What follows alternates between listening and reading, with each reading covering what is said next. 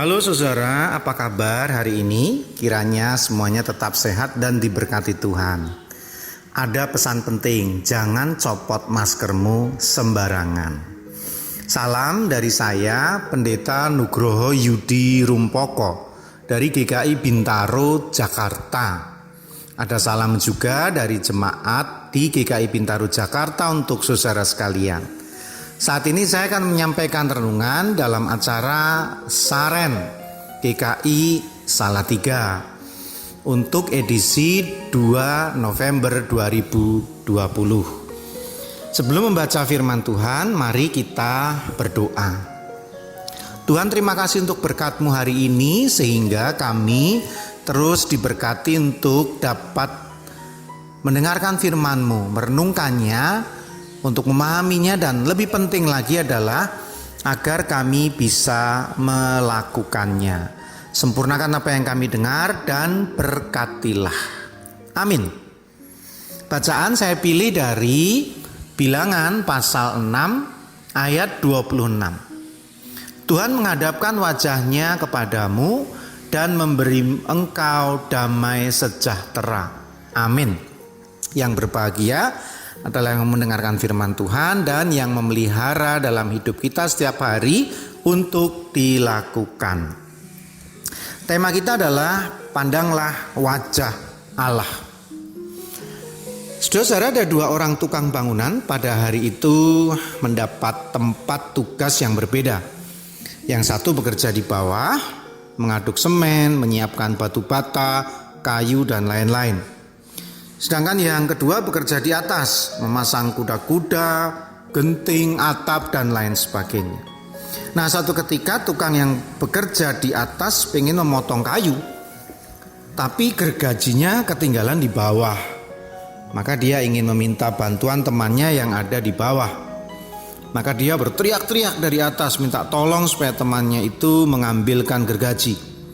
Tapi karena teman yang di bawah terlalu sibuk dengan pekerjaannya, dia tidak mendengar suara teman yang ada di atas itu. Tukang yang di atas tidak putus asa. Dia coba berpikir apa yang bisa dilakukan untuk menarik perhatian temannya yang ada di bawah tersebut. Maka dia berpikir, aku lemparkan saja uang di dekat temanku itu. Kalau ia tahu ada uang jatuh di dekatnya, dia pasti akan mencari tahu dari mana jatuhnya uang itu. Maka dengan penuh keyakinan dia melemparkan uang ke dekat temannya itu. Tetapi apa yang terjadi?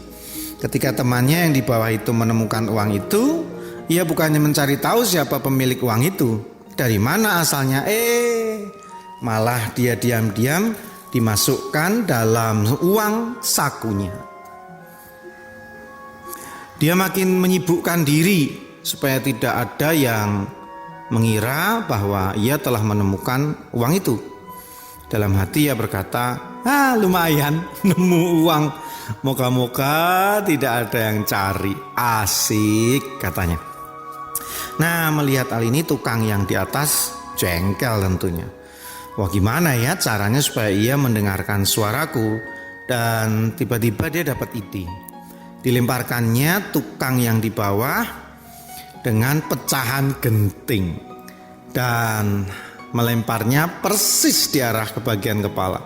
Dan betul lemparan itu kena sasaran, kelorak kena kepala tukang yang di bawah.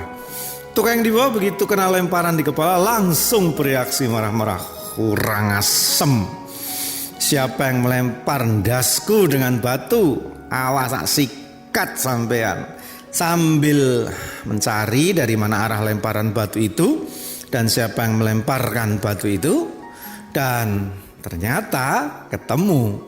Ia berteriak, brengsek kamu ya, kurang kerjaan, ngapain sih lempar-lempar batu di kepalaku, ha?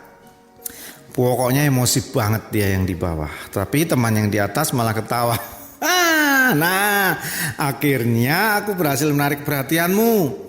Dari tadi aku tuh minta tolong supaya kamu mengambilkan gergajiku, tapi kamu terlalu sibuk dengan urusanmu. Berbagai macam cara sudah aku tempuh untuk menarik perhatianmu. Aku teriak, kamu tidak dengar.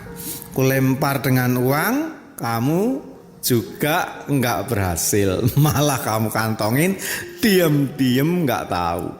Setelah aku lempar dengan batu, kelotak kena jidatmu, benjol dikit, kamu baru memalingkan wajahmu kepadaku itu.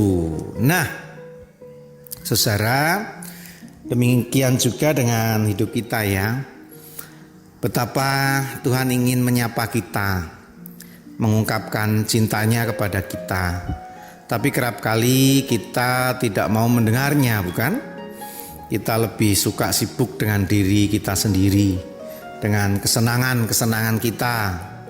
Kita baru memalingkan muka kepada Tuhan ketika kepala kita dilempar batu. Ada masalah, ada pergumulan, ada persoalan, baru nengok ke Tuhan. Itu pun dengan marah-marah, kecewa, dan seakan-akan Tuhan tidak pernah menyapa saudara, seakan-akan Tuhan tidak pernah rindu saudara, seakan-akan Tuhan tidak pernah memperhatikan saudara. Nah, ketika kita mengalami persoalan-persoalan, kesakitan, menderita, kesulitan, seperti tadi saya katakan, baru arah kita lurus ke arah Tuhan. Padahal seperti yang kita baca tadi, Tuhan menghadapkan wajahnya kepadamu dan memberimu damai sejahtera. Setiap minggu formula berkat ini kita dengar dari mimbar, dari pendeta, dari pelayan firman, menyapa hidup saudara, mengingatkan saudara, mengingatkan kita bahwa Tuhan setiap hari mengarahkan wajahnya kepada kita. Maka jangan berhenti mengarahkan hidup kita, wajah kita, pandangan kita, doa-doa kita hanya kepada Tuhan setiap hari. Tuhan saja mengarahkan wajahnya kepada kita, namun seringkali kita abai kepada Tuhan. Amin. Mari kita berdoa. Terima kasih untuk firman-Mu hari ini yang mengingatkan kami bahwa Engkau terus memandang kami, mengarahkan wajah-Mu Tuhan yang suci dan kudus dan mulia kepada kami. Terima kasih untuk setiap perhatian-Mu pada kami. Itu membuat kami tenang, damai sejahtera dan merasakan shalom ketika kami menghadapi setiap perkara, setiap pergumulan, dimanapun kami berada. Dan ajar kami Tuhan untuk mau dan bersedia juga mengarahkan diri kami hanya kepadamu dalam keadaan apapun. Inilah doa kami di dalam nama Tuhan Yesus Kristus, Juru Selamat kami yang hidup. Amin. Saudara, terima kasih sudah menyimak Saren GKI Salatiga pada edisi hari ini. Sekali lagi salam dari saya Pendeta Nugroho Yudi Rumpoko dari GKI Bintaro Jakarta, dan salam dari jemaat GKI Bintaro Jakarta untuk saudara sekalian.